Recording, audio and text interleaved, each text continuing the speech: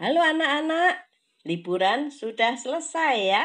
Sekarang kalian kembali sekolah online untuk mempersiapkan diri menjalani penilaian akhir semester.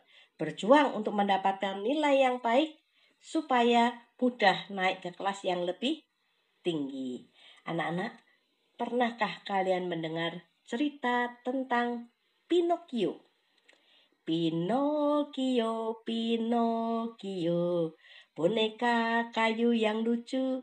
Iya, Pinocchio itu adalah boneka kayu, tetapi dia hidup menjadi manusia. Nah, yang belum pernah mendengar cerita tentang Pinocchio, coba tanya papa mama, tahu nggak ya cerita tentang Pinocchio? Hmm. Ada yang menarik dari Pinocchio boneka kayu itu, selain dia hidup menjadi manusia. Hal yang lain yang menarik adalah bahwa Pinocchio ini bisa dengan tiba-tiba hidungnya memanjang dan bisa semakin lama semakin panjang dan nanti bisa kembali lagi seperti semula. Aneh ya? Apa yang membuat hidung Pinocchio bisa sewaktu-waktu memanjang dan kemudian kembali lagi seperti semula?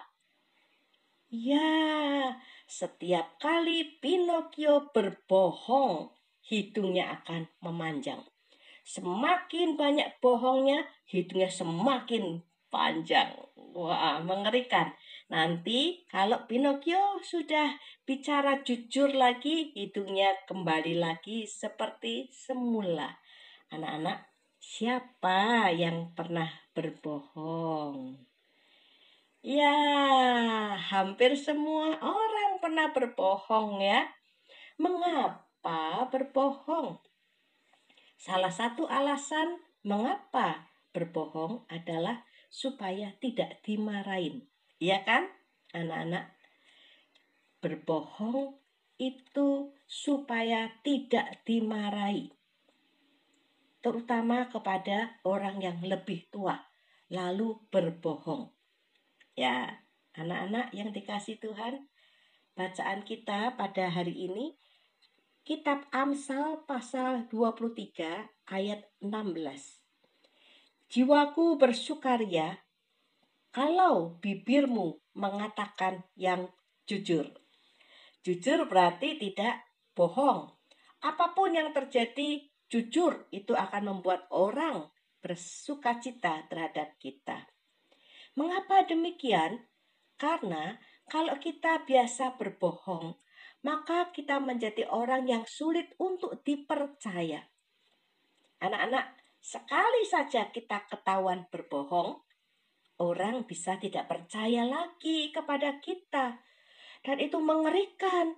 Kalau orang tidak percayanya kepada kita, sampai nanti kita menjadi tua atau seumur hidup. Kita tidak bisa melakukan apa-apa. Karena ketika kita melakukan yang benar, orang tidak percaya. Ketika kita berkata yang benar, orang tidak percaya. Mengapa? Karena kita pernah berbohong. Sekali saja kita berbohong, wah, akibatnya bisa seumur hidup orang tidak percaya kepada kita. Kitab Amsal adalah kitab yang berisi nasihat, didikan, dan ajaran. Ya, karena itu ketika kitab Amsal ini berkata, jiwaku bersukaria kalau bibirmu mengatakan yang jujur. Siapakah yang akan bersukaria ketika kita berkata jujur, ketika kita tidak berbohong? Yang bersukaria adalah orang-orang yang ada di sekitar kita.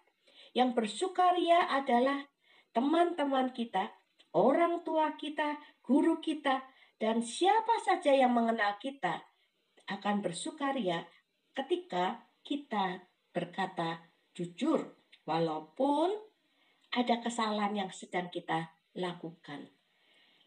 Kejujuran itu akan membuat orang percaya kepada kita. Sehingga untuk orang-orang yang selalu jujur akan mudah mendapatkan kepercayaan dari orang lain.